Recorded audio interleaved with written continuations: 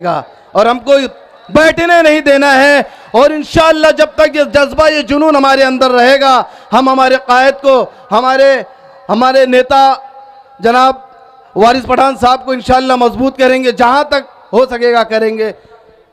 अस्सलाम वालेकुम रहमतुल्लाहि व बरकातहू। माशाल्लाह। मैं इसी के साथ एडवोकेट कबीर पठान साहब को बुलाना चाहूँगा, उनको इस शायरी के साथ बुलाना चाहूँगा। किसी की गलतियों को बेनकाब ना करो, किसी की गलतियों को बेनकाब ना करो, खुदा बैठा है तुम अभी हिसाब ना करो।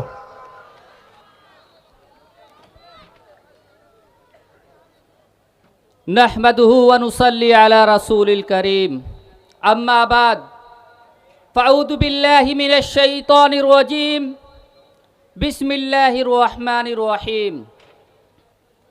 शहर नशी पे तशरीफ़ फरमा,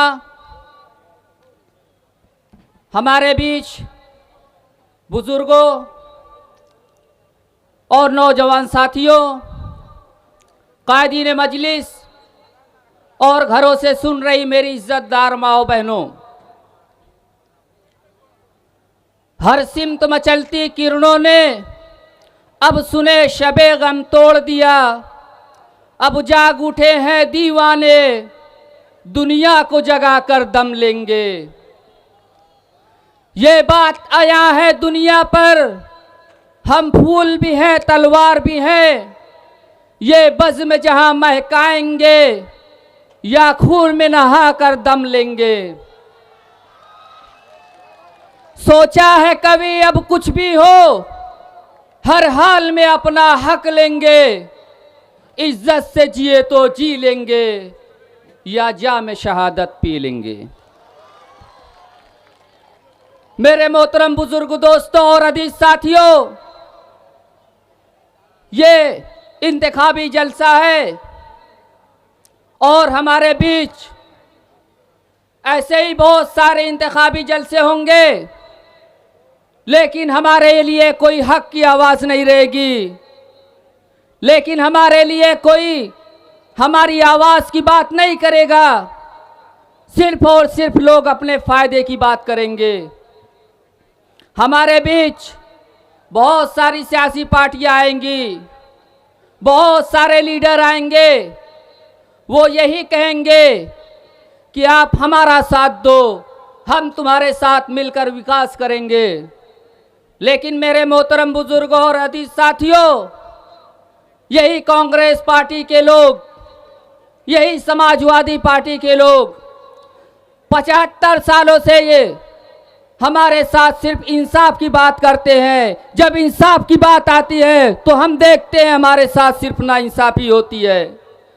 जब हम 75 सालों से तुम्हारा साथ दिया, जब इन सभी सेकुलर पार्टियों का हमने साथ दिया, तो आज हिंदुस्तान की सबसे बड़ी अक़लियत मुसलमान पीछे क्यों है?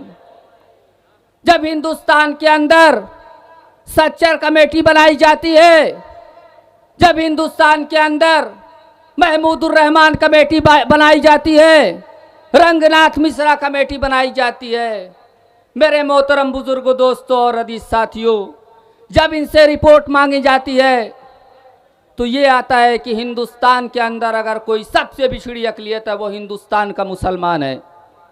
क्या हम हिंदुस्तान के अंदर गुलाम है? क्या हिंदुस्तान के अंदर हमारा कोई हकदार नहीं है? याद रखो, हिंदुस्तान के अंदर उतना ही हक हमारा है जितना राहुल गांधी का है। अगर हिंदुस्तान के अंदर जितना अखिलेश का है उतना ही हक हमारा है। हिंदुस्तान के अंदर वो चाय बेचने वाले का जितना हक है उतना ही हक हमारा है। मेरे भाई, हिंदुस्तान के अंदर जितना हक वो मोटे भाई का है उतना ही हक हमारा है। वो मोटा भाई बोलता है कि मुसलमानों को आरक्षण हम नहीं देंगे। अब तेरे आरक्षण की हमें जरूरत नहीं है, हम खुद अपना लीडर पैदा करेंगे और वो हमारा लीडर कोई और नहीं, वो लीडर जनाब बैरिस्टर असदुद्दीन ओवैसी है। वही बैरिस्टर असदुद्दीन ओवैसी है जो पार्लियामेंट के अंदर हमारे मुस्लिम महिलाओं के ऊपर कोई आवाज़ उठाते हैं, हमारे हिजाब पे कोई आवाज़ उठाता है, तो यही बैरिस्टर असदुद्दीन ओवैसी हमारे लिए असेंबली में खड़ा होता है, हमारे लिए पार्लियामेंट में खड़ा होता है। अगर कोई हमारे लिए खड़ा होता है तो वो कोई और नहीं, हमारा कायद जनाब बैरिस्टर असदुद्दीन ओवैसी है। मेरे भाई, जब हमारे नबी की शान में गुस्ताखी होती है, वो गिरी महाराज बोलता है, वो राणे बोलता है कि अगर मस्जिद में घुस के मारेंगे, अरे मस्जिद में अंदर आके तो बता, तू सीधा जाता है दो टांग पे कि नहीं, वो भी बताएंगे तेरे को। हिंदुस्तान के अंदर जितना हक तुम्हारा है उतना ही हक जीने का संविधान में हमारा है। अगर तुम पहली लाइन में खड़े होते हो तो पहली लाइन में खड़े होने का हक भी हमारा है। अगर तुम हिंदुस्तान के किसी भी जगह पे जा सकते हो, जितना सम्मान तुमको मिलता है, जितना अदब तुमको मिलता है, उतना ही अदब हमको मिलता है, क्योंकि हमारे उलमा असबाब ने यहाँ की इस जमीन की, इस हिंदुस्तान के लिए अपनी जानें दी है। कन्याकुमारी से लेके कश्मीर तक हमारे उलमाओं के फांसी के फंदे पे लटका दिया गया, वो कोई और नहीं, हमारे ही उलमा थे। मौलाना अबुल कलाम आज़ाद ने जामा मस्जिद की दीवार पे, मीनार पे खड़े होके कहा था, ए हिंदुस्तान के मुसलमानों, तुम्हें पाकिस्तान जाने की ज़रूरत नहीं है, तुम्हारे उलमा असबाब ने यहाँ पे कुर्बानियाँ दी है, तुम्हारे उलमा ने अंग्रेज़ों के खिलाफ लड़के डटा था, कोई और नहीं, वो तो तुम्हारे बुजुर्गों ने कुर्बानियाँ दी है। मेरे भाई, तुम्हें पाकिस्तान जाने की ज़रूरत नहीं है। अरे पाकिस्तान उन्हें जाने की ज़रूरत है जो दिन रात पाकिस्तान पाकिस्तान करते हैं।